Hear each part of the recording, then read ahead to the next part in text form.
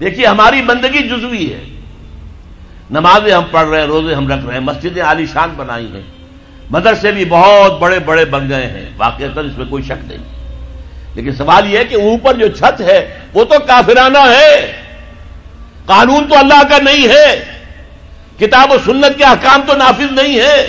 ہاں نماز ہے، روزہ ہے، حج ہے، زکوٰۃ ہے، تو نماز اور روزہ تو ہندوستان میں بھی ہو رہا ہے، وہ تو چند ایک مسجدیں ہیں جنہیں وہ تاریخی اعتبار سے کہتے ہیں کہ یہ ہمارے مندر ہوتے تھے جنہیں مسجد بنایا گیا، ورنہ وہاں پر ہزاروں لاکھوں مسجدیں ہیں، آباد ہیں، لوگ نمازیں پڑھتے ہیں، کوئی روکتا ہے انہیں؟ ہم نے یہ ملک بنایا تھا کہ یہاں اسلام کا نظام قائم کریں گے۔ نماز تو آپ امریکہ میں جا کر پڑھیے، امریکہ کو کوئی اعتراض ہی نہیں۔ You have come here, you have purchased synagogues and churches and you have turned them into mosques. ہم نے کوئی اعتراض نہیں کیا، تم نے چرچ خریدے، تم نے سینیگوگز خرید لیے جو یہودیوں کی عبادت گاہیں ہوتی ہیں اور انہیں مسجد بنا لیا، ہم نے کوئی اعتراض نہیں کیا، we never objected۔ لیکن تم کہو کہ اسلام کا نظام ہم قائم کریں گے، نہیں کرنے دیں گے تمہیں کبھی بھی۔ تم چاہو کہ تم اسلام کا معاشی نظام قائم کرو، کبھی اجازت نہیں دیں گے۔ تم چاہو کہ اسلام کی معاشرتی اقدار کو تم قائم کرو، کبھی نہیں کرنے دیں گے۔ یہ ہے اس وقت جو ہمارے ساتھ پیش آ رہا ہے معاملہ، پورا مغرب اس پر اڑا ہوا ہے، اسلامی نظام کہیں نہیں آنے دیں گے۔ ہاں نمازیں پڑھو، ہمیں کوئی اعتراض نہیں، روزے رکھو، تم روزے 30 کی بجائے 100 رکھو، ہمارا کیا لیتے ہو؟ تمہاری کمزوری ہو جائے گی، ہم تو تمہیں لیبر اسی وقت دیں گے جب پورے 8 گھنٹے کام کرو گے ڈٹ کر، اس میں کوئی رعایت نہیں کریں گے تمہارے ساتھ۔ بہرحال سوال یہ ہے کہ میں کیا کروں، کوئی راستہ ہے؟ دیکھیے کنویں میں، اب آج کل تو وہ کنویں اس طرح کے ہیں نہیں، دیہات میں تو ہے، کنویں میں کتا گر گیا، بلی گر گئی، مردار ہے کنویں کے اندر، کنویں کا پانی حرام ہو گیا، نجس ہو گیا، لیکن آخر کو راستہ تو ہے نا بھائی، اتنا پہلے تو اس کتے کو یا اس بلی کی لاش کو نکال کے باہر پھینکو، اور پھر اتنے ڈول اور نکال کر باہر پھینک دو، پھر وہ پانی صاف ہے۔ اس کا کیا نام ہے؟ کفارہ۔ اسی طرح رمضان کا روزہ تھا، آپ سے صبر نہیں کیا گیا، اپنی بیوی سے ہم بستری کر بیٹھے دوپہر کے وقت، روزہ ٹوٹ گیا، اب کیا ہے؟ اس کی گناہ کی کوئی بدل بھی ہے؟ ہاں ہے، 60 روزے رکھو اب متواتر پے بپے، 60 روزے، تب کفارہ ہوگا اس گناہ کا، تم نے فرض روزہ توڑ دیا۔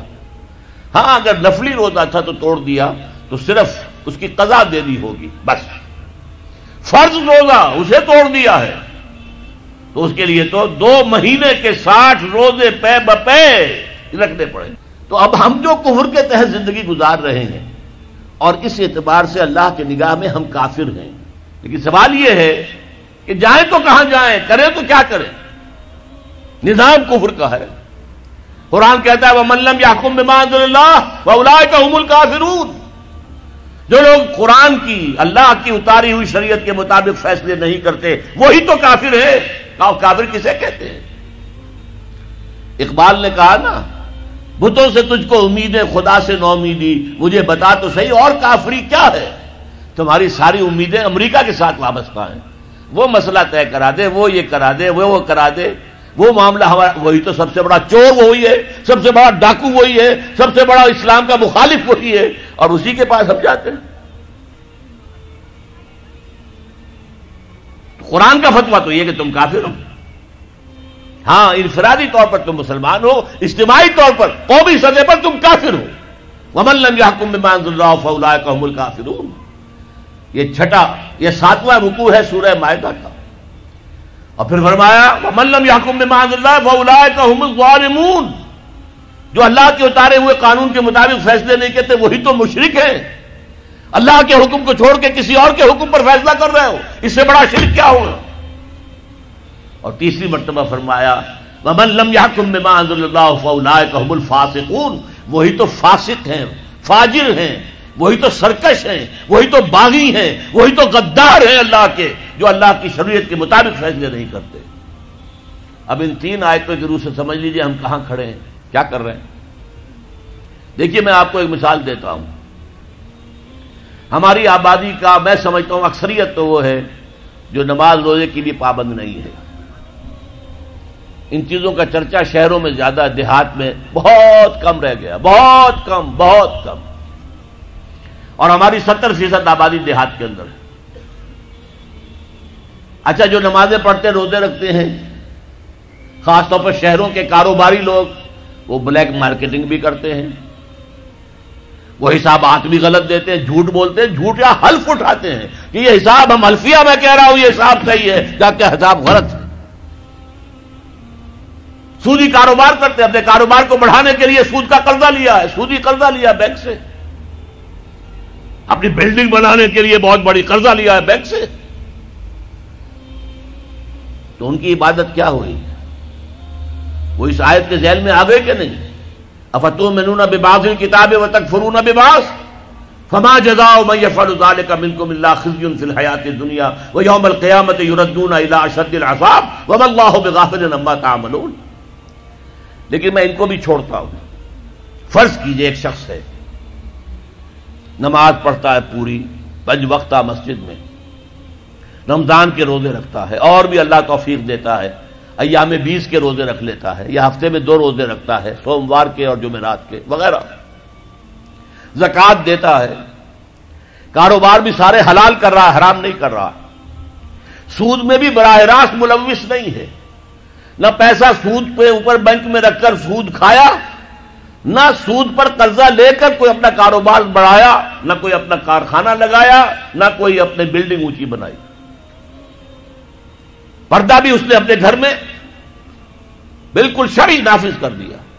وہ اس پورے اسلام پر کاربند ہے جس میں وہ کاربند ہو سکتا ہے اس وقت، لیکن وہ اس قوم کا فرد ہے جو قوم اللہ کے فتوے کے مطابق کافر قوم ہے،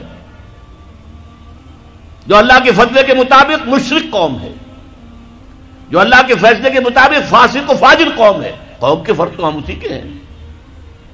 چور کا ہاتھ تو نہیں کاٹا جا رہا، ڈاکوؤں کو وہ سزا تو نہیں جا رہی سورہ مائدہ میں جو آئی ہے، ان کے ہاتھ اور پاؤں مقابل سم سے کاٹ دیے جائیں، یا یہ کہ انہیں ملک سے باہر دفع کر دیا جائے، قتلوا تقتیلا، ان کے ٹکڑے کر دیے جائیں۔